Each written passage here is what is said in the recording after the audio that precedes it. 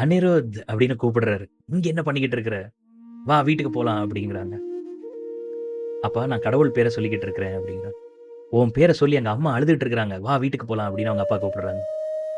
நீ இன்னும் சின்ன பையன். இந்த பாதை உனக்கு இப்ப கிடையாது. வளர்ந்ததுக்கு அப்புறம் நீ சன்னியாசம் எடுத்துக்கலாம். வீட்டுக்கு வா அப்படிங்கிறாங்க.